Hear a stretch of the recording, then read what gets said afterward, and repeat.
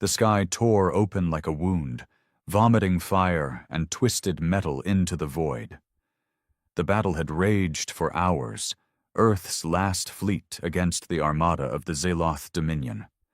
They came in endless waves, their sleek obsidian warships blotting out the stars, drowning the battlefield in plasma fire. Humanity had fought like devils, but they were outgunned, outnumbered, and running out of time. Admiral Grant knew this was the end. His battlecruiser, the Iron Wrath, was down to its last reserves. Across the comms, desperate voices screamed for reinforcements that would never come. The last of Earth's defenses were crumbling. And then everything went silent.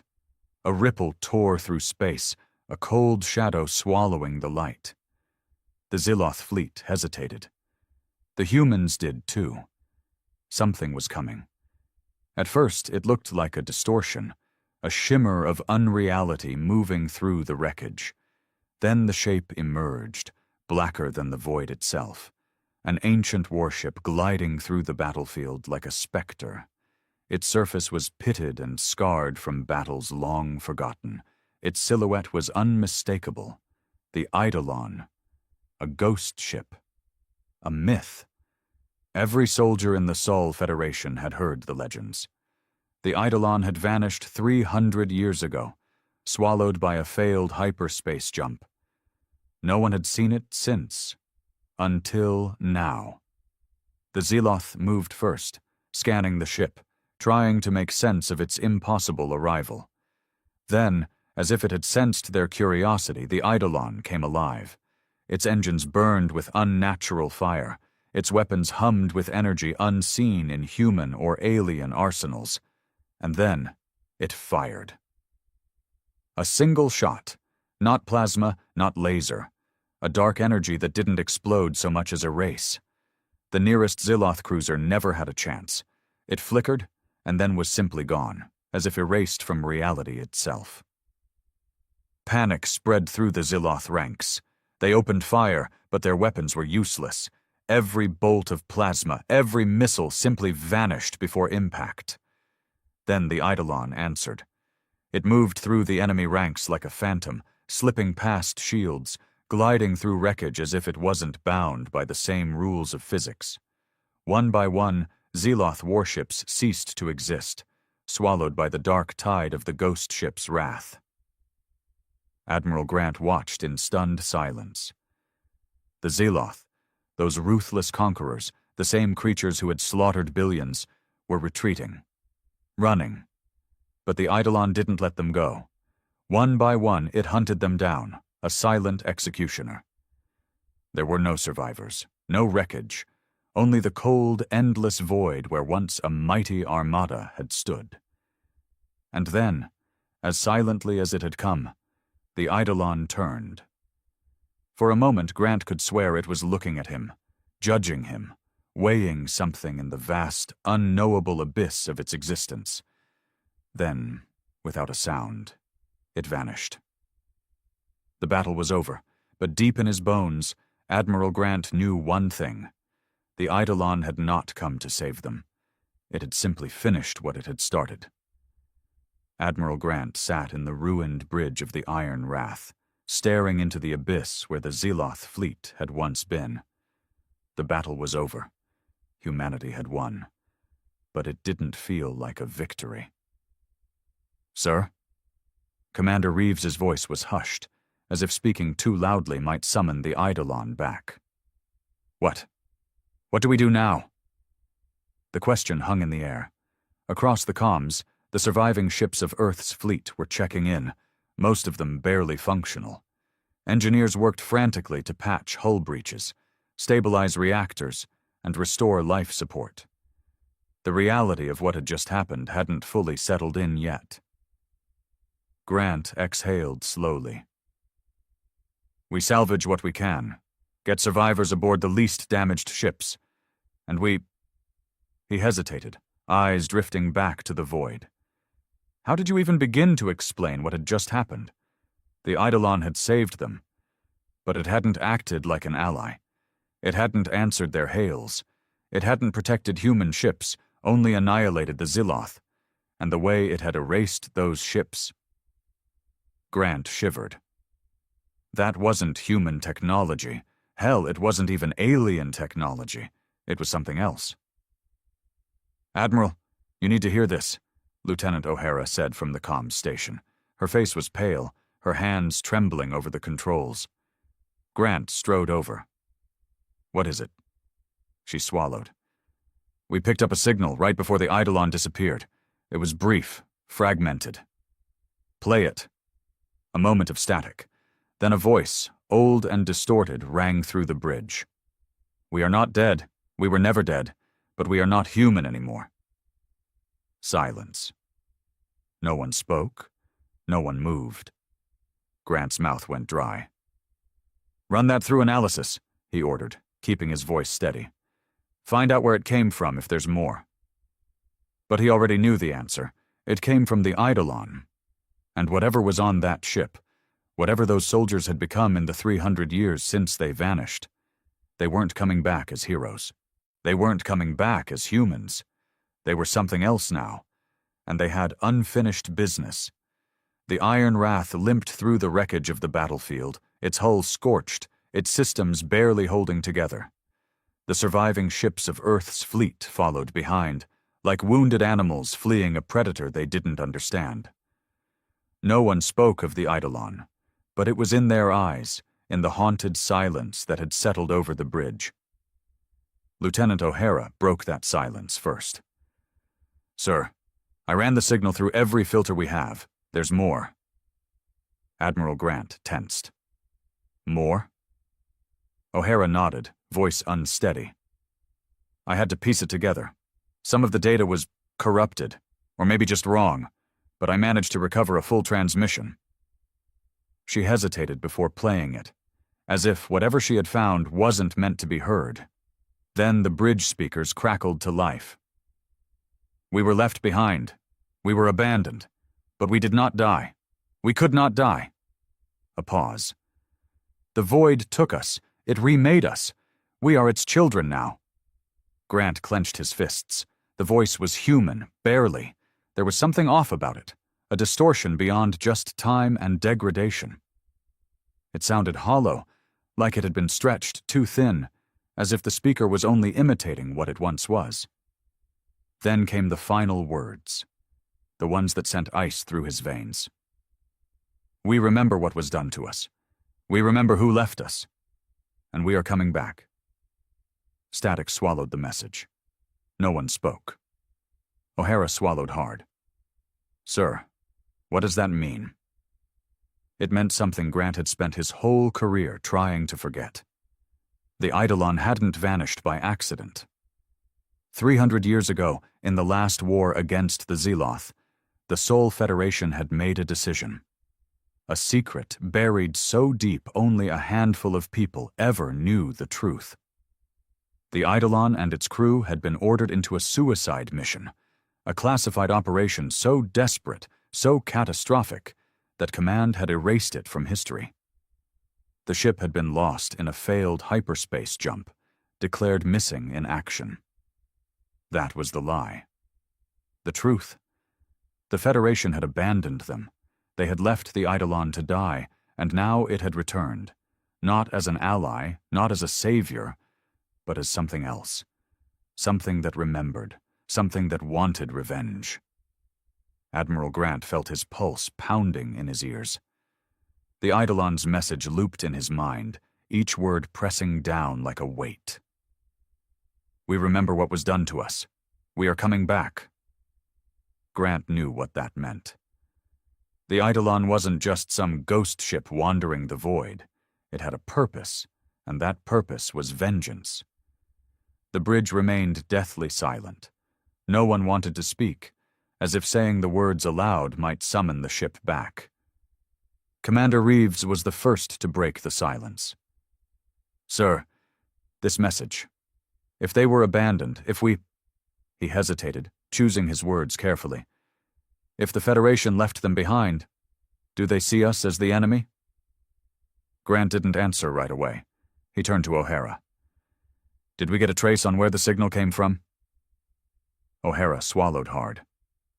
Yes, sir. The Eidolon jumped to the outer colonies. Specifically...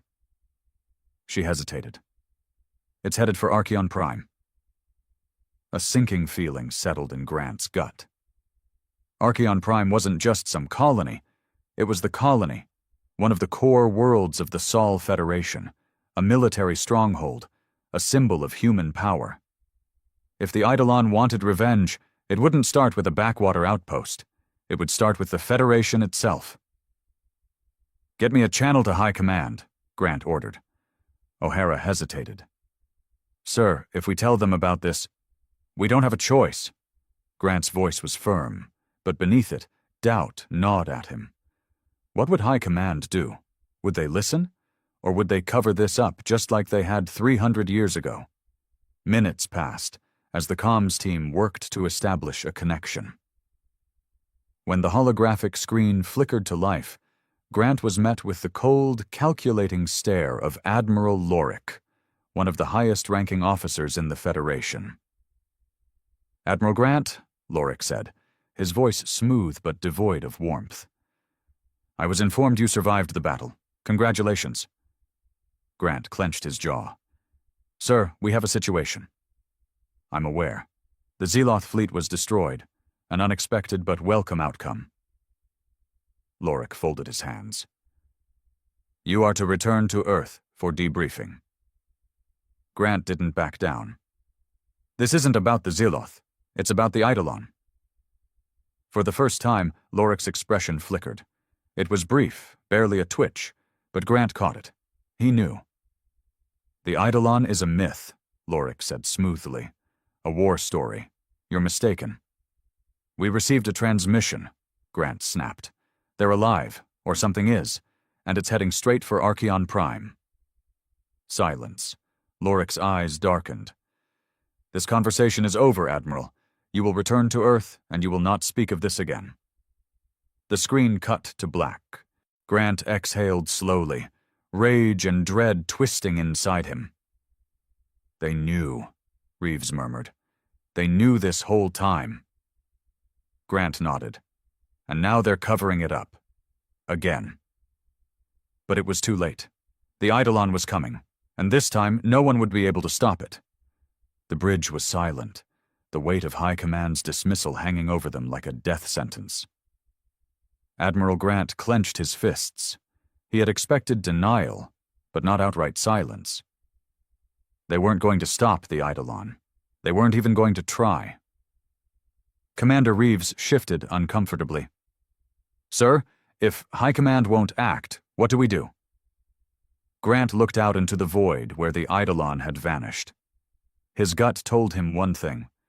Humanity was running out of time. We get to Archeon Prime first, he said. O'Hara looked at him like he was mad. Sir, we barely survived that battle. Our ships are in ruins, our crews exhausted. Even at full strength, we couldn't stop whatever the Eidolon is. She's right, Reeves added. We have no idea what we're dealing with. Grant turned to them, his voice hard. And if we wait, no one will be left to deal with it. The Eidolon isn't just some rogue ship, it's something worse. It wiped out an entire Zeloth fleet like they were nothing, and now it's heading for the Federation's most powerful colony. Reeves hesitated.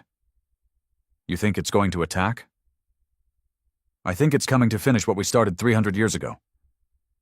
O'Hara exhaled sharply. But why Archeon Prime? Grant hesitated. Because that's where the orders came from. Reeves's face paled. You mean... Grant nodded grimly. The men who gave the command to abandon the Eidolon. Their successors are still in power. High Command has spent centuries covering this up. If the crew of the Eidolon remembers what happened to them, if they want revenge, then they'll burn Archeon Prime to the ground, O'Hara whispered. A heavy silence fell over the bridge. Grant turned to the helm. Set course for Archeon Prime. Maximum speed. If High Command won't stop this, we will. The crew hesitated. They had just barely survived one impossible battle. Now Grant was asking them to fly straight toward another, But no one argued. The order was given. Engines roared to life. The stars stretched as the fleet jumped to hyperspace, racing toward the inevitable. Toward them. Toward the ghosts who had returned to claim their vengeance. The Iron Wrath hurtled through hyperspace, its damaged frame shuddering with every ripple in the void. The rest of the battered fleet followed, barely holding together. Engineering crews worked non-stop, welding hull breaches, rerouting power, patching weapons systems. But no amount of repairs would make a difference if they were too late. Admiral Grant sat in his quarters, staring at the classified files on his terminal. He had spent the past hour pulling every scrap of historical data on the Eidolon, hacking through layers of encryption High Command had buried it under. The truth was worse than he had imagined. 300 years ago, the Eidolon had been the most advanced warship humanity had ever built. It had been sent on a secret mission deep into Xyloth territory, a mission designed to fail. High Command knew it wouldn't return. The crew had been told they were going to disable a key Xyloth war station, but in reality, they were a distraction. The true attack force had been sent elsewhere, leaving the Eidolon to be slaughtered. Except, it hadn't died. Grant scrolled further, his breath catching as he found the final mission logs. The ship had sent one last transmission before vanishing. It had made an unsanctioned hyperspace jump, one that should have torn it apart. Except it hadn't. The ship had survived. And something had changed it. The logs ended there, but now, 3 centuries later, the Eidolon was back. And it remembered. A knock at the door made him shut the terminal. "Come in." Commander Reeves entered, his face grim. "We just came out of hyperspace, sir." Grant stood. "What's the situation?" Reeves hesitated. "You need to see it for yourself." Grant followed him to the bridge. The moment he stepped onto the deck, his stomach dropped. Archeon Prime was burning. The massive city world, home to billions, was a sea of fire and devastation. Warships lay in ruins, shattered into pieces, their wreckage raining down on the planet's surface. Entire districts had been leveled. Emergency distress signals blinked across every channel, and in the heart of it all, hovering above the dying world like a judge passing sentence, was the Eidolon. The ship was different now. It no longer looked like a battered war relic lost to time. It had changed. Its hull had fused with something dark, something unnatural. It pulsed with eerie energy, its weapons brimming with power that no human or alien had ever wielded. And then the comms crackled to life. A voice, distorted, inhuman, spoke. "High Command thought we were dead. They were wrong." Grant's blood ran cold. The Eidolon had already begun its vengeance, and humanity's greatest stronghold was just the beginning.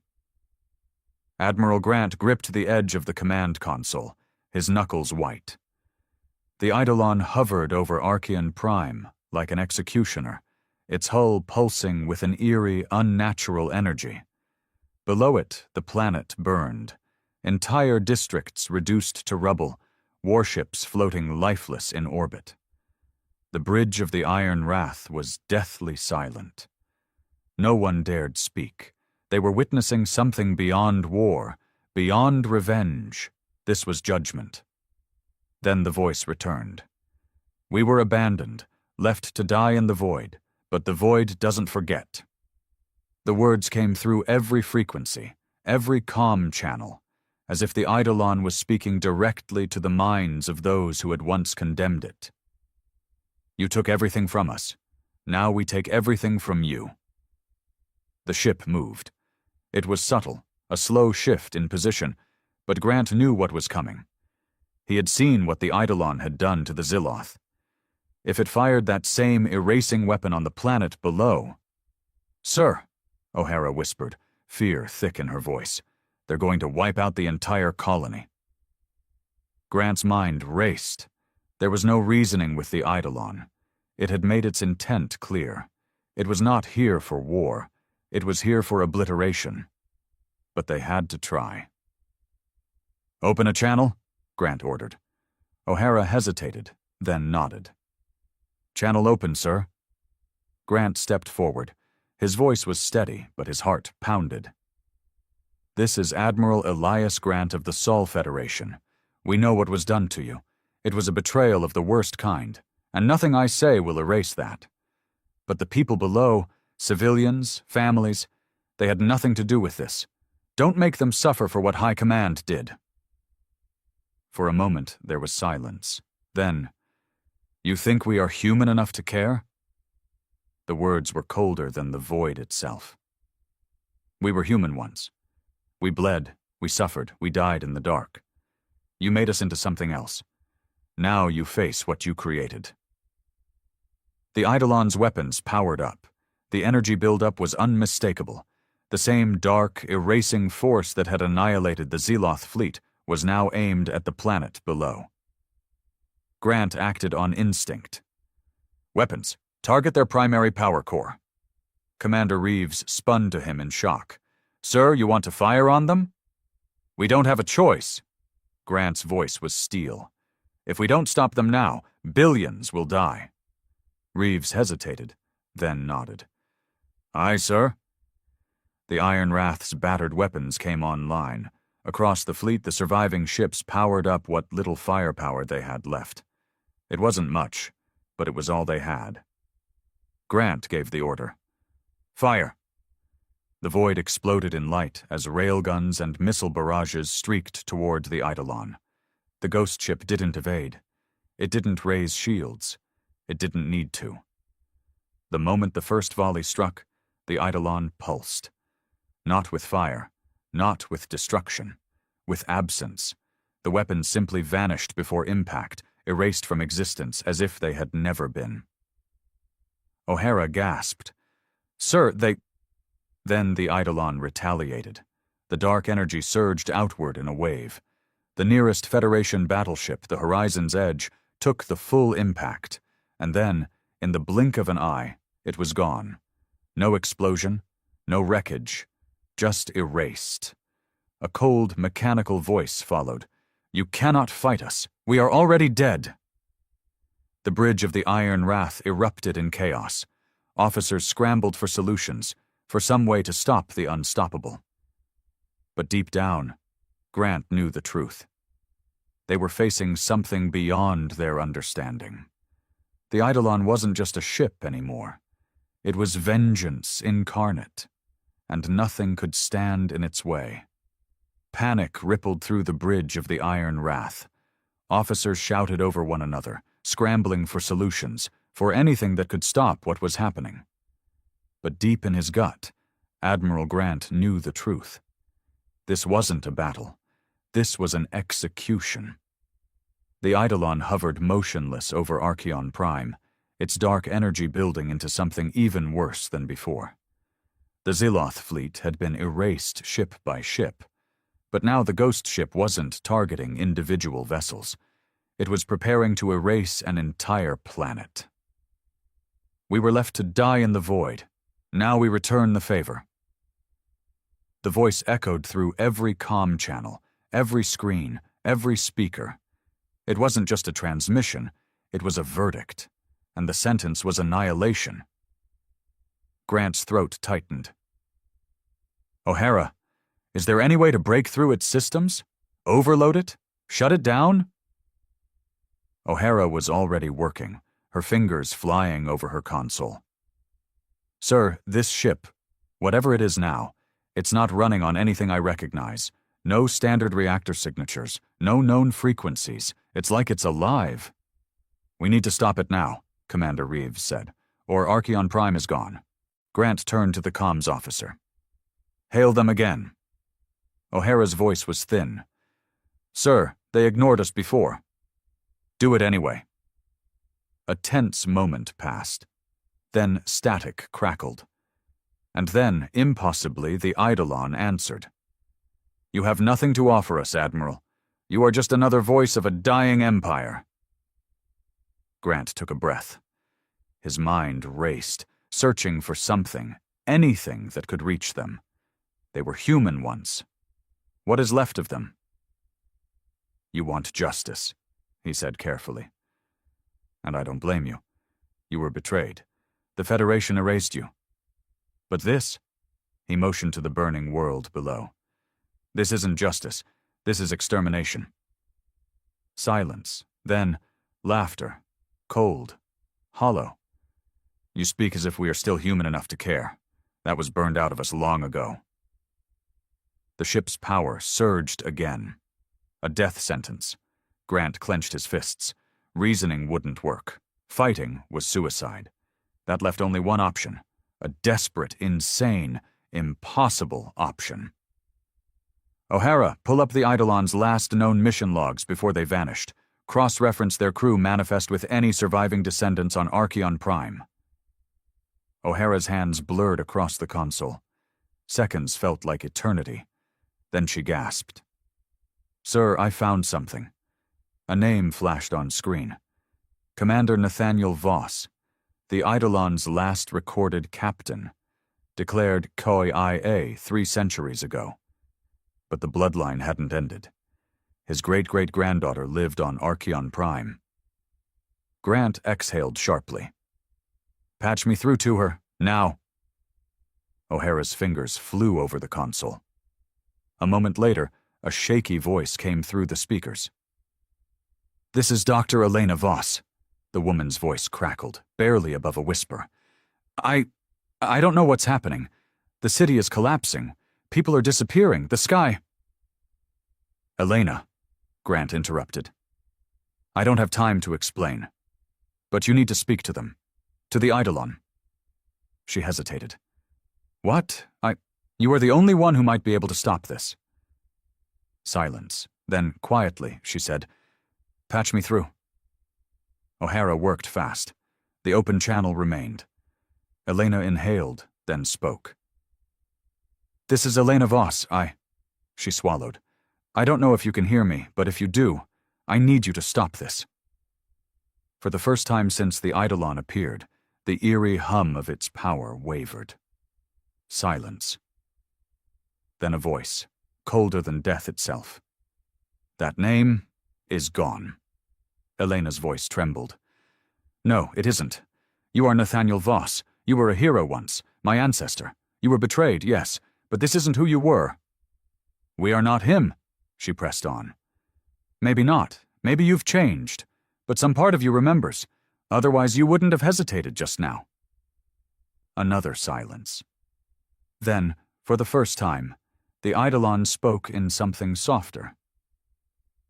We remember. The hum of its weapon dimmed slightly. Grant dared to hope. But hope was fragile, and the Eidolon was still the Void's creation. Elena Voss's voice trembled, but she refused to back down. You remember, don't you? She pressed, her words barely above a whisper. You remember who you were. For a long moment, the Eidolon did not respond. The enormous, pulsing warship remained still, hovering like a specter over Archeon Prime. But the planet-killing energy that had been building wavered, just slightly. On the bridge of the Iron Wrath, no one moved, no one spoke. Everyone knew this was their only chance. Then, finally, the voice came again. Nathaniel Voss is dead. We all are. Elena took a shaky breath. You say you're dead, but you came back. That means something. You chose to return. Why? A deep, unnatural hum filled the comms, like something thinking, considering. To deliver judgment. Elena clenched her fists. On who? High Command? The people who betrayed you? The ones who sent you to die? Yes. Then why are you punishing people who weren't even born when it happened? Silence. The energy pulse around the Eidolon flickered again, just for a second. You think we don't know suffering? Elena's voice rose now, her fear turning into something else. Defiance. You think we don't bleed, don't grieve? I grew up believing my family's legacy ended with honor. that the Eidolon was lost fighting for humanity. But now I know the truth. Her voice cracked. Now I know my ancestor and his crew were abandoned, forgotten. And I hate High Command for that. But I won't let you turn that hate into this. Hate is all we have left. Then let it go, Elena pleaded. Or do you want to be exactly what they made you? An instrument of destruction? A weapon? That's all the Federation ever saw you as. That struck something deep. The Eidolon pulsed, wavered. For the first time since its return, the ship felt unsure. Grant felt his breath catch. Maybe, just maybe, they were reaching whatever was left inside that twisted, resurrected ship. But then the darkness pushed back. You think words change what was done? The voice sharpened, distorted, a chorus of something no longer quite human. 3 centuries of agony, 3 centuries of silence. Do you think that can be undone with pleas? The planet-erasing weapon began building again. Grant's stomach dropped. They were losing them. But Elena wasn't finished. Her voice turned from sorrow to something steely. Then take your vengeance, but do it the right way. Don't be their monster. Go after the people who deserve it, not innocent families, not children. The Eidolon hesitated. And you would tell us who deserves judgment? Elena exhaled. You already know who does. The void seemed to shift. Then the voice returned, softer. High Command. Elena nodded. Yes. For a moment, silence reigned. Then the Eidolon did something no one expected. It turned. The massive, world-killing warship rotated away from Archeon Prime. The death energy it had been preparing dissipated. Instead, it realigned its course, straight toward Earth. Grant's blood ran cold. This wasn't over. The Eidolon had spared Archeon Prime. But now, it was heading for the true architects of its suffering, humanity's own leaders, and nothing would stop it. The bridge of the Iron Wrath erupted into chaos. Officers scrambled over consoles, shouting reports and updates. Alarms blared. The Eidolon has altered course, O'Hara confirmed, her voice tight with disbelief. It's heading for Sol system, estimated arrival in 24 hours. Admiral Grant's stomach twisted. They had stopped the destruction of Archeon Prime, but they hadn't stopped the Eidolon. It had simply redirected its vengeance toward the true architects of its suffering. Earth, High Command. Grant turned sharply to O'Hara. Open a channel to High Command, now. O'Hara hesitated. Sir, they ignored us last time. They won't ignore this. The holographic display flickered to life. Once again, Admiral Lorik's cold, unblinking face appeared. But this time, there was tension behind his mask. You have exactly 10 seconds to explain why you're contacting me again, Grant, Lorik said. Grant didn't waste a second. The Eidolon is coming for you. A flicker of unease crossed Lorik's face, but he recovered quickly. That ship is a myth. Then you can explain to me why a myth just wiped out a Zeloth fleet, nearly obliterated Archeon Prime, and is now on a direct course for Earth, Grant snapped. Lorik exhaled slowly, as if weighing his words. And then, for the first time, he didn't deny it. Instead, he leaned forward. How long do we have? Grant wasn't surprised. He knew. He had always known. 24 hours, Grant said, maybe less. Lorik's expression darkened. He turned to someone off-screen. Activate Sol Defense Protocol. Mobilize all fleets. Grant's gut clenched. You don't understand. You can't fight the Eidolon. Every weapon we threw at it was erased before it even hit. That ship is beyond us now. Lorik's voice was flat. Then what do you suggest? That we surrender? Grant hesitated. But this is not a war we win with battleships. We need to talk to them. Lorik scoffed. Negotiate with a ghost? Grant's jaw tightened. They were human once. There's something left in there. I just watched Elena Voss stop them from wiping out Archeon Prime. That means they can choose. Lorik's gaze flickered. Voss? Elena Voss. She's a descendant of the Eidolon's last captain. A long silence stretched between them. Then Lorik exhaled and muttered something under his breath. I should have had that bloodline erased, he muttered. Grant's blood ran cold. You knew about them. Lorik looked back at him, eyes like stone. You think you're the first fool to try and dig up the past? We buried the Eidolon for a reason. Grant's stomach twisted in disgust. And now that past is coming to kill you. Lorik straightened. Then we'll meet it with fire. The comms cut out.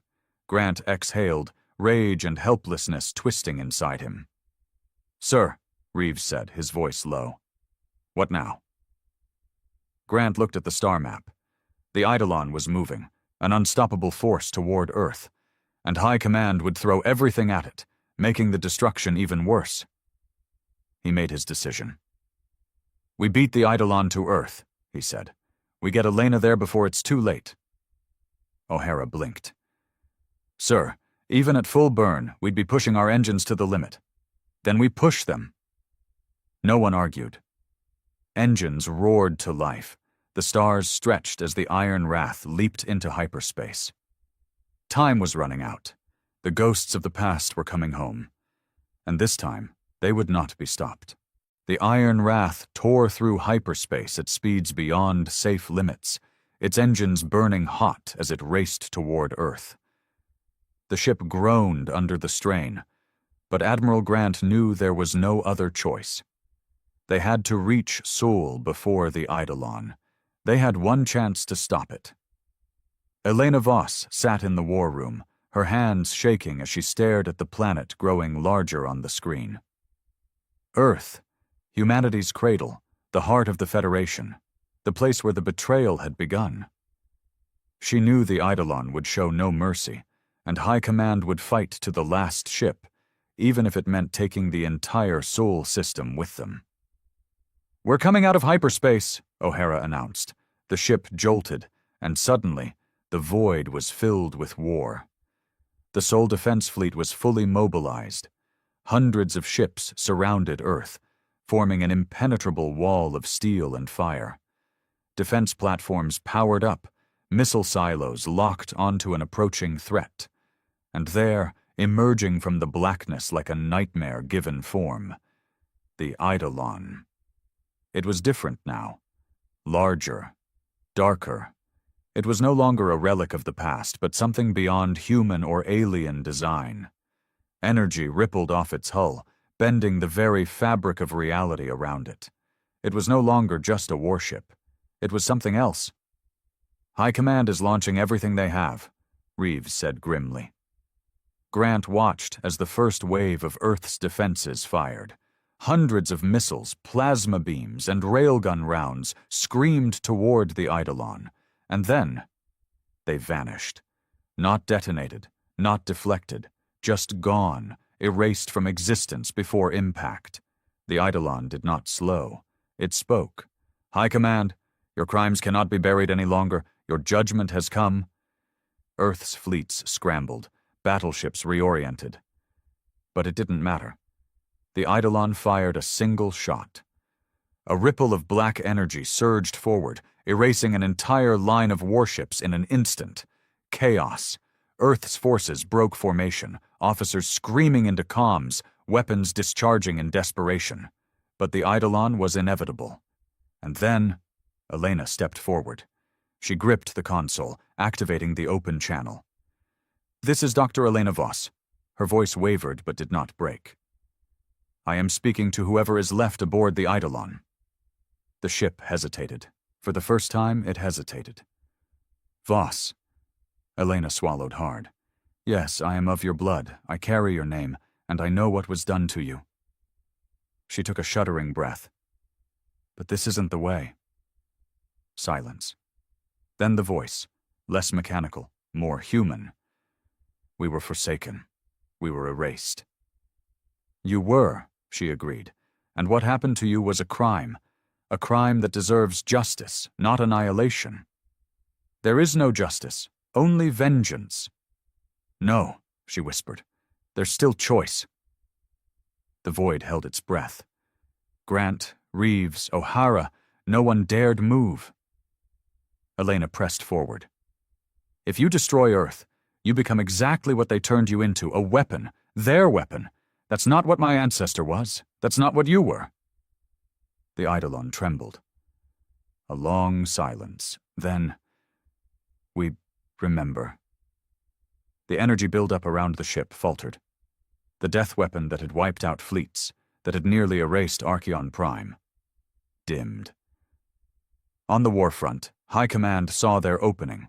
Grant's heart stopped. They're preparing a full counterattack, O'Hara whispered. They think it's vulnerable. Tell them to stand down, Grant barked, but it was too late. The Sol fleet fired. A barrage of missiles and railgun fire struck the Eidolon while it hesitated. Explosions rippled across its hull, energy bursts distorting in its gravity field. It screamed, not in pain, not in destruction, but in betrayal. The entire ship convulsed, pulsing with a violent, unstable energy. The void itself warped around it.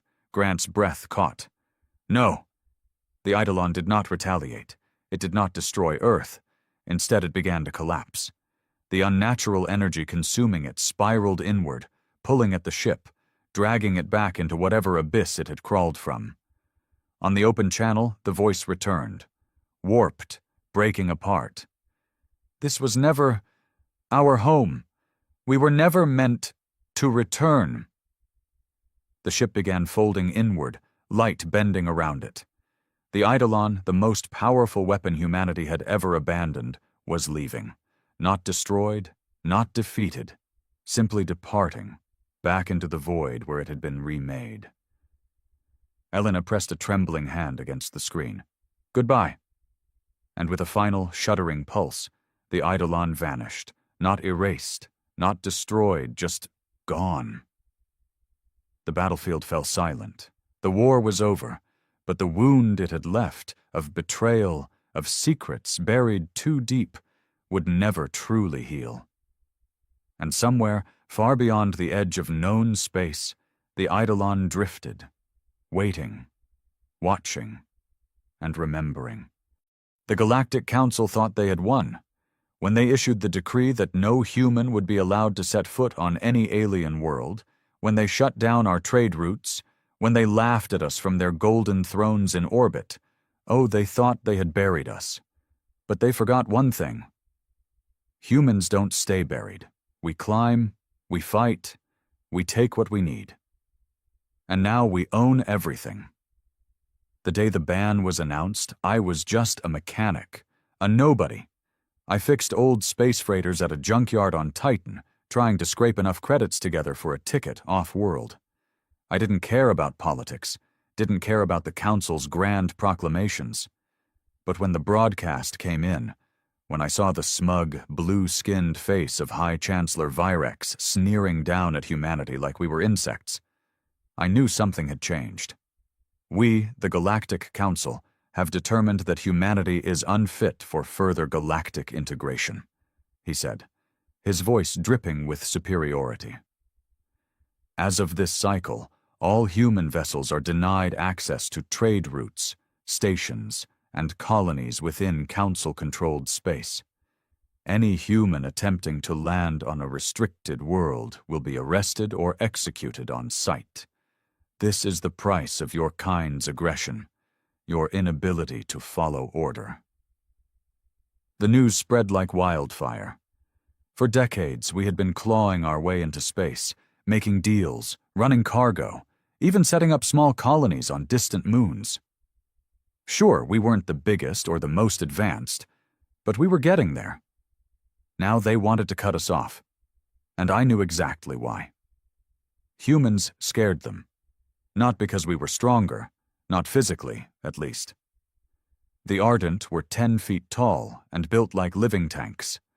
The Varkans had weapons that could turn a planet into dust. The Zalari had minds that could predict an entire war before the first shot was fired. No, it wasn't our weapons or our bodies that scared them. It was our refusal to die. They had seen it, time and time again. Humanity pushed to the brink, outnumbered, outgunned, outmatched. And yet we always found a way to survive, to win. This ban wasn't about punishing us. It was about containing us. And it was never going to work. The first step in taking back the galaxy wasn't some grand rebellion. It wasn't a war fleet charging into battle. It was me, a wrench in my hand, staring at the half-broken engine of a smuggler's ship, and saying, "Screw it, let's go." Captain Rook was one of the few smugglers still willing to risk dealing with humans. He was Zalari, which meant he was a schemer, always looking for an angle. And he had one. "The Council's too big," he told me, his insectoid fingers tapping against the cockpit's glass. "They think in empires, fleets, star systems. But you humans, you think smaller. And right now, smaller is better." That's how it started. A dozen humans, scattered across the black, each one finding a crack in the Council's walls and shoving a boot through it. Some stole Council tech. Some hacked into supply chains. Some, like me, just kept ships running, making sure the right people got where they needed to go. And then the whispers started. The ghost fleets. Ships that shouldn't exist. Trade routes running in the dead of space, beyond any known map. A network of humans, moving through the galaxy like smoke, impossible to catch, impossible to stop. And before the Council knew it, the ban meant nothing. It took us 5 years to turn the tide. The Council's first mistake was thinking they could cut us off. But humans don't need permission to survive. They banned us from their stations. Fine. We built our own, in dead zones where their sensors didn't reach. They locked down trade? We made deals with criminals, pirates, outlaws, the ones the Council had cast aside. They outlawed our ships. We stole theirs, modified them, turned their own tech against them. And when the time came, when the first human fleet emerged from the shadows, bigger and stronger than anything they had expected, they realized their second mistake. They had given us 5 years to prepare. The Battle of Orion Prime was the turning point. The Council's flagship, Judgment's Wrath, sat in orbit, its cannons primed to wipe out the human colony below. They thought they had cornered us. They thought this would be the final strike. Then the ghost fleets arrived. Hundreds of ships, human-modified, faster, deadlier. We hit them from every angle, using tricks they'd never seen, breaking every rule of space combat they had ever written. And we didn't just win, we annihilated them. The Council fell within a year. Some surrendered, some fled. A few tried to fight, but it was too late. The galaxy had already seen what humanity could do. Now, we stand where they once stood. The Council's throne world, ours, their fleets, flying our banners, their laws, rewritten in our name. And as I sit in the High Chancellor's seat, staring out at the vast expanse of stars that now belong to us, I can't help but laugh. They thought banning us would stop us. Now, we own everything. And this is just the beginning. The galaxy had a new ruler, humanity. The Council's old regime had crumbled like dust, their fleets either destroyed or assimilated. What was once a bureaucratic machine of 100 alien species had become something new, something sharper, something ruthless. The old laws were gone. The treaties, the borders, the carefully negotiated peace, burned away like dead weight. In its place stood a single, undeniable truth. We take care of our own. And if the rest of the galaxy didn't like it, too damn bad. The first problem with ruling an empire is keeping it together. The Council had fallen, but their species still existed. Planets full of Zalari traders, ardent warlords, Varkan engineers, none of them had stopped being threats just because their government collapsed. Some of them fell in line, realizing fast that humans weren't in the mood for another war. Others resisted, holding on to the illusion that they could fight back. I let them try. The Varkan uprising on Zethos IV lasted a total of 3 weeks before the Ghost Fleets shut it down. The Ardent's last warlord, Braka the Bloodied, made his stand on an asteroid stronghold in the Joran Belt. We didn't even fight him, just cut off his supply lines, left him and his warriors to rot in the dark. The only ones who adapted quickly were the Zelari. Born schemers, natural survivors, they were the first to swear loyalty to the new order. They had spent centuries manipulating the Council from the shadows, and they had no problem doing the same with humanity. The difference was, we saw them coming. That's why we made an example of Rook. Captain Rook had been one of the first aliens to believe in us. He'd smuggled humans across the galaxy when the Council tried to erase us, helped us steal the first warships we ever used. And yet, when the dust settled, he did what Zelari always did. He plotted. He thought he could play both sides, thought he could make deals with the remnants of the Council, pit us against each other, maybe even restore some balance of power. I met him face to face in the Grand Hall of Orion Prime, once the Council's greatest stronghold, now ours. He stood there, his insectoid eyes twitching, calculating, already looking for a way out. "You don't have to do this," he said, voice smooth, persuasive. "I helped you." "You did," I agreed, "and now I have to help humanity." I shot him in the head. No trial, no speeches, no warnings. The message was simple. We don't play games. The galaxy changed overnight. With every planet we took, humanity's influence grew. We rewrote the laws, reshaped the markets, took control of everything that mattered. The old species called us tyrants. Maybe we were. But we weren't stupid. The Council had ruled with arrogance, assuming they were invincible, believing their bureaucracy made them strong. That was their weakness. We didn't make the same mistake. We ruled with results. Trade flowed better than it ever had under the Council, because we cut out the red tape. Crime plummeted, because we made punishment swift and absolute. Every species under our control had a choice: contribute or disappear. Some resisted. A Zelari-led rebellion tried to assassinate me on Orion Prime. A group of ardent warriors made one last desperate push on the outer rim. None of them lasted. The thing is, the Council had assumed banning humans would break us, that without their infrastructure, their support, we would wither and die. But they had underestimated just how good we were at surviving in the dark. For years, we had been the outcasts, the unwanted. We had learned to build our own stations, our own supply chains, our own weapons. By the time we took over, we didn't need the old systems. We were the system. And now, as I sit at the heart of a galaxy that finally belongs to us, I realize something else. The fight isn't over. This was just the beginning. Because ruling an empire is one thing. Keeping it? That's where the real war begins.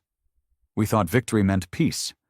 That once we shattered the Council, took the throne, and carved our names into the stars, we'd finally have a chance to breathe, to build, to rule. But the galaxy wasn't done fighting us. The old order had been wiped away, but chaos doesn't disappear overnight. The species we conquered weren't just going to bow and accept their new human overlords. No matter how many planets we took, no matter how many rebellions we crushed, there was always someone waiting in the dark, sharpening their knives. And the worst part? Some of them weren't alien. Some of them were human. The first sign of trouble came from within. Admiral Calloway was one of ours, a war hero, a leader. He had commanded the Ghost Fleets in the war, orchestrated the strike on Orion Prime. His strategies had turned human insurgents into an unstoppable force. So when I got word that he had gone rogue, I didn't want to believe it. "He's not rogue," General Vasquez argued. "He's just doing what he's always done, thinking 3 steps ahead." "Then why the hell is he stockpiling weapons on the edge of known space?" I snapped. "Why is he fortifying planets that were never part of our war plan?" No one had an answer for that. And that's what scared me. I found Calloway on a dead moon, surrounded by warships that shouldn't exist. The moment I stepped onto the bridge of his flagship, Iron Rain, I knew the rumors were true. He wasn't just preparing for a fight. He was preparing for the fight against us. "You've built yourself a nice little empire," Calloway said, standing by the viewport, watching as his fleet loomed over the barren world below. "But you've forgotten something important." I folded my arms. "Enlighten me." His gaze was sharp, calculating, the same look I'd seen 1,000 times in war councils, back when we were on the same side. "We were never meant to rule," he said. "We were meant to conquer." I clenched my jaw. "We won the war, Calloway. That's done." He turned to me, stepping closer. "The Council is gone. But do you think the galaxy will ever accept us? They'll smile, nod, pretend to obey, but the second they see weakness, they'll turn. We have a window, a short one, to finish the job." "And what does finishing the job look like to you?" His answer was simple. Eradication. I left that meeting knowing one thing. Calloway wasn't just a problem. He was the problem. He wanted war without end, to burn the entire galaxy to ash and rebuild it in humanity's image. And the worst part? He had the firepower to do it. Iron Rain wasn't the only warship he had hidden away. He had been building, gathering, preparing since the day we took power. Some of his fleet came from human engineers, ships built in secret, beyond our jurisdiction. Others? They were stolen. Alien warships, retrofitted with human tech, turned into something deadlier than anything the Council had ever fielded. I had two choices. Let him wage his war, or stop him before it was too late. I chose the second. The battle wasn't fought in the heart of the Empire. It was fought in the shadows, in uncharted space, in the places where humanity had once hidden when the Council tried to erase us. The irony wasn't lost on me. Calloway's forces struck first. He hit supply lines, ambushed our patrols, took key stations before we even realized he was making his move. He wasn't just trying to win, he was making a statement, that we were the traitors, that he was the true leader of humanity. It didn't matter that I had taken the throne, that I had crushed the old order. Calloway had followers, loyalists who believed humanity's survival depended on domination, not diplomacy. So we hunted them, planet by planet, ship by ship, until the only place left to run was the dead moon where it all started. The final battle wasn't glorious. It was brutal. Calloway's forces were fanatics, fighting to the last, refusing to surrender even when it was clear they had lost. They weren't just soldiers. They were believers, and believers don't break. They burn. I faced Calloway in the ruined halls of Iron Rain, the flagship that had once been my pride, now torn apart by human hands. Blood slicked the floors, bodies lined the walls, but he still stood tall, his face a mask of cold determination. "This is how it ends?" he asked, his voice almost amused. "This is how you end," I corrected. He smiled, not bitter, not angry, almost proud. "Then I guess that makes you the real ruler." I pulled the trigger. The war was over. But peace, that was still a long way off. The galaxy had learned to fear humanity, but now they had learned something else. We weren't just warriors. We weren't just survivors. We were rulers, and no one, not aliens, not traitors, not anyone, was ever going to take that from us again. The war against Calloway was over. His fleet was gone, his fanatics silenced. His dream of turning the galaxy into a burning monument to human dominance had died with him. But something else had been born in the ashes. A question. Had I just saved humanity from a madman? Or had I killed the only man willing to do what was necessary? Ruling an empire is different from taking one. During the war, decisions were simple. kill or be killed, fight or die. But now?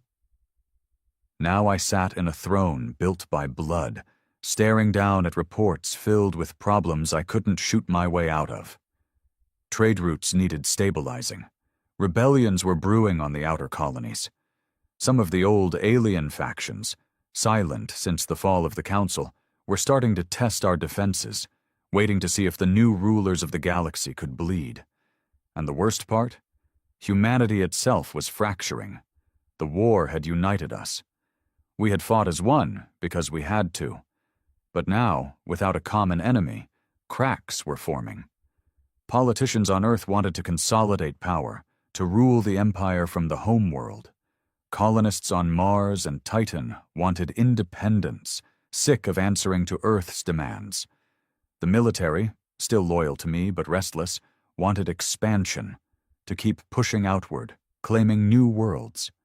Everyone wanted something, and all of them were looking at me to decide. The first challenge came from Earth. President Arya Lang had once been a supporter of mine. She had funded the ghost fleets in secret when the Council tried to crush us. But now that we had won, she had different ideas about what victory should look like. "We need stability," she said, her image flickering on the holoscreen in my private war room. "You can't rule from Orion Prime like some warlord king. The Senate on Earth should oversee the new government." I stared at her, expression unreadable. "You mean control it?" Her lips thinned. "You were a soldier, not a politician. You don't understand how fragile this is. The other species will never accept human rule if we act like conquerors."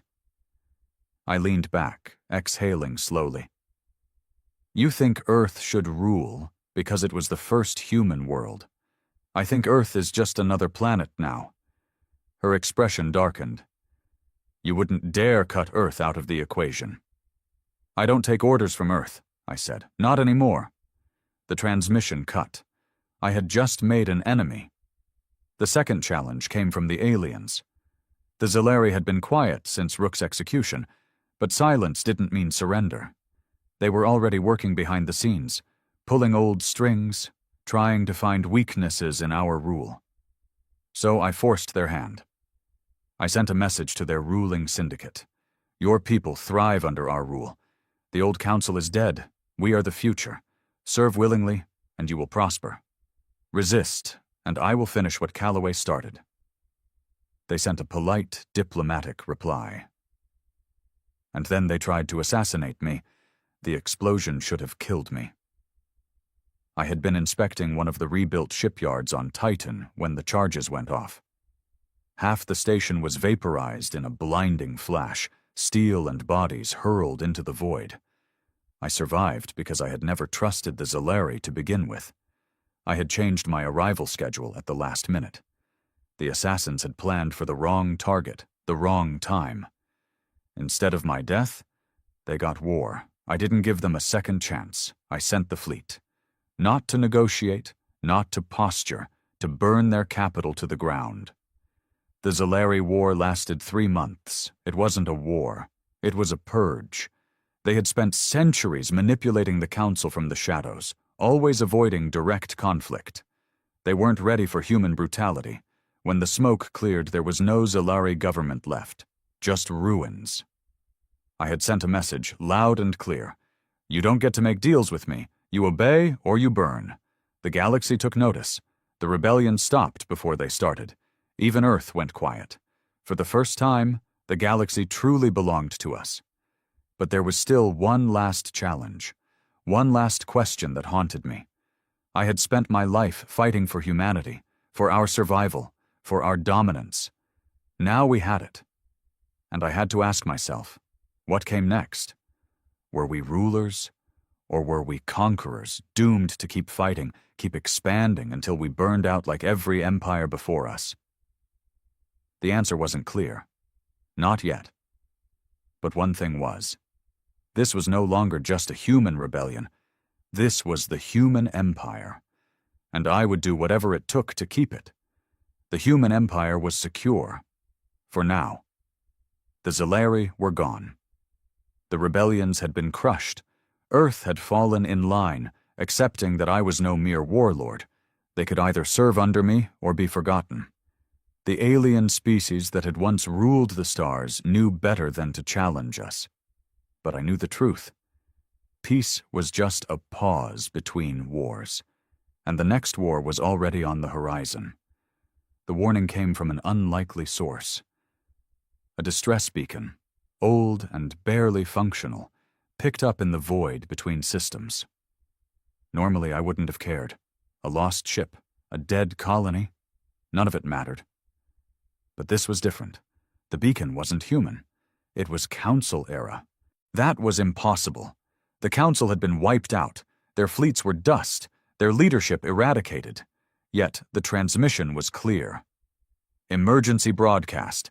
This is High Chancellor Virex. The true Council survives. Humanity has doomed itself. You have no idea what's coming. Virex, the same smug bastard who had ordered the ban on humanity, who had declared us unfit for the stars, the man who had looked down on us like insects. He should have been dead. I had personally watched his palace burn when we took Orion Prime. I had read the reports. His body found in the wreckage, his reign ended. But if this signal was real, if he was alive, that meant the war wasn't over, and it meant there was something out there worse than us. I took the fleet myself. No proxies, no scouting parties, no diplomats. If Virex was alive, I was going to end him personally. The signal led us deep into uncharted space, beyond the outer rim, past any star system humanity had ever touched. And then we found it. A station, floating in the abyss. Old, ancient, far older than the Council itself. And it wasn't empty. The Council wasn't dead, not all of them. Virex stood in the command hall of the station, surrounded by the remnants of his kind. Once, he had been regal, powerful. Now he was a shadow of himself, his ornate robes tattered, his face sunken, the arrogance in his eyes replaced by something else. Fear. "You should have killed me when you had the chance," he said, voice hoarse. "I thought I did," I said, stepping forward. My soldiers surrounded the room, weapons ready. "You've got one chance to explain why I shouldn't finish the job." He exhaled, looking past me, through me. "You think you've won," he said. "You think humanity has conquered the stars, but you don't understand what you've done." I narrowed my eyes. "Enlighten me." His hands trembled, not with weakness, with dread. "The Council wasn't just ruling the galaxy," he said. "We were containing something." I felt my stomach tighten. "Containing what?" His gaze met mine. "The ones who came before us." The station's archives told the rest of the story. The Council hadn't been the first rulers of the galaxy. They had been the second. Long before them, before humans, before the Ardent, before any known species, there had been another civilization, one that had ruled everything, shaped everything. And then, suddenly, they had vanished. Or so the Council had believed. The truth was worse. They hadn't vanished. They had been sealed away. The Council had spent centuries maintaining the old containment fields, ensuring that whatever had come before them stayed buried. The ban on humanity? The war against us? That had just been a distraction, an attempt to keep their focus on controlling us, while they continued their real work in the dark. And then we destroyed them.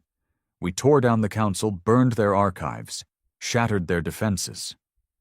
And in doing so, we had unknowingly set the old ones free. Virex looked at me with something close to pity. "You don't know what you've done," he said. "You think humanity is the ultimate predator? You have no idea what's coming." I considered his words. Then I pulled my gun and shot him in the head. Whatever nightmare was coming, I wasn't about to let the last of the old order lecture me on it. Humanity had survived everything thrown at us. The Council, the rebellions, our own traitors. And now, we were about to face something worse. I holstered my weapon, turning to my officers. "Prepare the fleet," I ordered. "We've got a new war to win." Because it didn't matter what was coming. The old ones, the forgotten rulers, the monsters in the dark. They thought they could take the galaxy back. They were wrong. It belonged to us now, and nothing was going to take it away. The fleet was ready. We didn't wait. We didn't debate. There was no Senate meeting, no council of advisors wringing their hands over the implications of an ancient threat. Humanity had never been built for caution. We saw an enemy, and we prepared to kill it. The first sign of them came 2 weeks later. A Varkan colony, once a thriving industrial hub, went dark. No distress signals, no debris fields, just silence. I sent a recon squad to investigate. Veterans, hardened soldiers who had survived wars against both alien empires and our own kind. Only one of them came back. Private Kess. They found her drifting in a damaged escape pod, babbling incoherently. When the medics pulled her out, she was covered in blood that wasn't hers, eyes wide, breath ragged. She wouldn't stop whispering one phrase over and over. "They're not alive. They're not dead. They're just waiting." And then she started screaming. I reviewed the footage from her helmet cam. The colony was intact. Too intact. Buildings stood untouched, undamaged. Lights flickered in the windows. But there were no bodies. No signs of struggle. No weapons fired. Just emptiness. And then the footage changed. Kess and her squad had entered a processing facility. The power was still running. Terminals blinked, conveyor belts hummed, and then something moved. Not walked, not ran, moved. A shadow shifting unnaturally across the walls, something that shouldn't have been there. Then the screaming started. Kess ran. The others didn't. Her camera caught glimpses, shapes unraveling from the darkness, limbs that didn't belong, mouths that weren't mouths at all. And then static. Whatever had taken that colony. It wasn't something we had ever fought before. I convened the War Council. "The colony is gone," I said, standing at the head of the war table. "Not destroyed, not conquered, just taken." General Vasquez frowned. "Taken by what?" I tapped the screen, playing back the only clear frame we had managed to extract from the corrupted footage. It wasn't a creature. It wasn't a machine. It was wrong. A distortion of space. A thing that bent the light around it in ways that made no sense. Its shape wasn't fixed. One moment it was humanoid. The next it was a mass of shifting limbs. The next it was something else entirely. Admiral Kane, one of my oldest allies, exhaled sharply. "We've fought wars against every species in the galaxy," he said, "but I don't think this is a species at all." "What then?" Vasquez asked. Kane looked at me. "A plague." We moved fast. The colony was quarantined. No ships in, no ships out. We sent drones, hundreds of them, sweeping every inch of the surface. None of them lasted more than 5 minutes before their signals went dead. Then we tried bombardment. A full orbital strike. Fire and plasma rained from the sky, turning the entire city into a smoldering wasteland. For a moment, I thought it was enough. That we had burned whatever infection had taken root. Then the flames moved, not like a natural fire, not with wind or physics. The embers twisted, crawling across the ruins like living things. The ground cracked, shifting as if something was beneath it. And then, in the smoke, I saw them, watching, the same shapes, the same impossible, shifting horrors. The bombardment hadn't destroyed them. It had woken them up. We pulled back, regrouped. My officers debated what to do next. Kane wanted to seal the system, let whatever was down there starve. Vasquez argued for a full-scale invasion, boots on the ground, overwhelming force. Lang, the politician from Earth, suggested we abandon the entire sector, leave it to rot. I listened. I weighed the options. And then I made my decision. "We don't run," I said. We don't retreat. We don't fear the dark. I leaned forward, staring at the holographic display of the infected world. They thought banning humanity would stop us. They thought exiling us from the stars would keep us weak. I clenched my fist. They were wrong. I turned to my generals. We've beaten the Council. We've beaten traitors, rebels, every damn thing that has tried to put humanity in a grave. I pointed to the screen. This is just another enemy. I straightened. Prepare the fleet. No more hesitation. No more theories. It was time to take the fight to them. As my fleet gathered, I stood alone in my war room, watching the stars. I wasn't a fool. This wasn't like any war we had fought before. This wasn't about territory or politics or power. This was survival. And for the first time, I wasn't sure if we were the hunters or the hunted. The fleet burned through the void, a storm of steel and fire, thousands of warships, millions of soldiers, the greatest armada humanity had ever assembled, forged in blood, hardened by conquest. We had crushed empires, rewritten history, and claimed the stars as our own. Now we were marching into the unknown, straight into the maw of something we didn't understand, something ancient, something hungry, something that had been waiting. The closer we got to the infected world, the more the void felt wrong. Space wasn't supposed to feel like this. The black was supposed to be empty, endless, indifferent. But as we entered orbit, the darkness seemed to watch us. The scanners flickered. Readings jumped erratically. Some ships reported movement outside their hulls. Impossible things, shifting shapes in the void. No life signs, no heat signatures, just shadows that shouldn't be there. Then the whispers started. They crept through comms, faint at first, indistinct, a distortion, a trick of radio waves. But the longer we stayed, the clearer they became. Voices, speaking languages no one should know, calling us by name. The invasion began. Dropships screamed through the atmosphere, cutting through thick, unnatural clouds. The city below had been reduced to a ruin of blackened steel and melted stone, a graveyard of a civilization that had never died properly.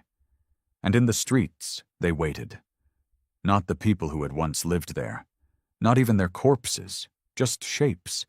Things that shouldn't exist, shifting in and out of focus, slipping between forms. Some looked vaguely humanoid, others like twisted mockeries of machines, of animals, of things no human mind could understand. We opened fire. The first wave of Marines hit the ground, rifles blazing. Plasma and bullets tore through the shifting things, ripping them apart. Some collapsed instantly, folding into nothing. Others twitched and changed, their bodies twisting as if learning from the wounds. Then they fought back. We lost the first regiment in minutes. The second lasted an hour. The enemy didn't fight like soldiers. Didn't fight like anything. They moved wrong. Not like they were running, but like space itself was pulling them forward in unnatural jolts. They tore through our ranks with hands that became claws, then blades, then something worse. Soldiers who were barely touched began to change, their bodies warping, their voices turning into echoes of the whispers in our comms. I ordered the artillery strikes, orbital bombardment, tactical nukes. The ground cracked, fire consuming the city. For a moment it seemed to work. The shadows twisted, writhing, retreating. Then the sky changed. The clouds churned, shifting from black to a deep, pulsing red. And something looked back at us. Not a ship, not a fleet, a shape, a presence so massive it defied physics, stretching across the void, vast and shifting. No scans could define it. No sensor could measure it. But we all felt it. A weight in the mind, a pressure behind the eyes. Every soldier, every officer, every person in the fleet knew what it was, without understanding how. The thing we had woken up. The thing the Council had spent centuries trying to keep asleep. And then it spoke, Not in words, not in sound, in thought, in hunger, and we understood. It wasn't fighting us, it was assimilating us. Everything we were, everything we had built. It wasn't trying to win, it was trying to become us. For the first time in my life, I felt fear. Not of death, not of pain, but of losing who we were. I had fought to carve humanity's name into the stars. I had burned entire worlds to make sure our species would never be erased, never be forgotten. And now, we were facing something that wouldn't just kill us. It would consume us, make us part of itself, make our history, our struggles, our victories nothing more than echoes inside its mind. And I knew, deep down, that this was what had happened before. The civilization that came before the Council, the ones who ruled the galaxy before anyone else, they hadn't vanished. They had become this. I made the call. All forces, retreat. Kane stared at me like I had lost my mind. We have the firepower to... We don't have anything against this. My voice was steel. Fall back, now. The fleet disengaged. Fighters scrambled back to their carriers. Capital ships turned, engines burning hot. And that's when we learned the final truth. It didn't need to chase us. It was already inside us. The whispers didn't stop when we left orbit. They didn't stop when we reached deep space. They grew louder. Familiar voices. My officers. My soldiers. My own voice. I gritted my teeth, feeling something cold crawl beneath my skin. We had survived wars, rebellions, betrayals. We had crushed the greatest empire the galaxy had ever known. But this wasn't a war. It was a disease. And I had no idea if we had already been infected. Humanity had taken the galaxy. Now something else wanted to take us. And the only question left was, had it already won? We ran. For the first time since humanity took the stars, since we burned the old order to the ground, we ran. The fleet limped back to Orion Prime, battered but intact. But survival wasn't victory. I knew that now, because we hadn't escaped. Not really. Whatever that thing was, whatever ancient horror we had unleashed, it hadn't needed to chase us. It had touched us, and that was enough. The first signs were small. Soldiers reported hearing voices in their sleep, whispering memories that weren't theirs, dreams of places that didn't exist. Engineers found ship systems malfunctioning, reactors humming in strange rhythms, data logs rewriting themselves with entries that no one had made. One of my officers, Lieutenant Briggs, collapsed in the war room mid-report. When he woke up, his eyes weren't his own. "They're already here," he said in a voice that wasn't his. Then he started screaming. We quarantined the infected, contained the spread. Or at least, we tried. But how do you fight something that isn't alive? Something that isn't an enemy in the way we understood? I looked at my reflection one night, alone in my chamber. And for just a moment, my reflection moved differently than I did. That's when I knew. We weren't fighting an invasion. We were the invasion. It was inside us, buried deep, whispering, waiting. Not an enemy to destroy. A thought, a concept, a presence rewriting us from the inside out. The War Council debated solutions. Some called for extreme measures, burning entire fleets, purging colonies, erasing anything that had come in contact with the infection. Others whispered of surrender. Not with words, not openly, but I could see it in them. A slow shift in their expressions, their mannerisms, their thoughts. The infection wasn't just spreading, it was learning, adapting, becoming us. And one day soon, we wouldn't even realize we had lost, because we would still call ourselves human, still think we were in control, but we wouldn't be us anymore. I made my final decision. There was no victory here, no battle to win, no war to fight, only one way to preserve humanity. The order was given. The core human systems, Earth, Mars, Titan, Orion Prime, all were put into total lockdown. Every ship, every colony, every outpost that had come into contact with the infection was cut off, quarantined forever. It was the only way. The outer colonies, those that had never seen the infected worlds, never heard the whispers, would carry on. They would think us dead, lost to the void. And that was how it had to be. Humanity would survive, even if we didn't. I recorded my final message, knowing one day someone, something might find it. This is High Commander Alexander Rains, last ruler of the human empire. If you are hearing this, then the infection has not reached you. Do not search for us.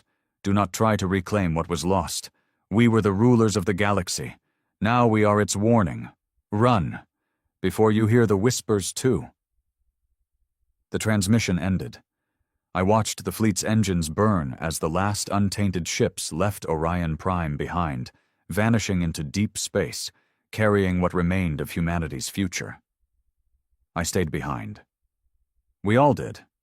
Not out of fear, but because someone had to hold the line, even if it meant becoming part of the darkness. Even if, one day, I would look in the mirror and see something staring back that wasn't me. The whispers grew louder. I closed my eyes and let the void take me. Humanity ruled the stars. Now, we are the stars.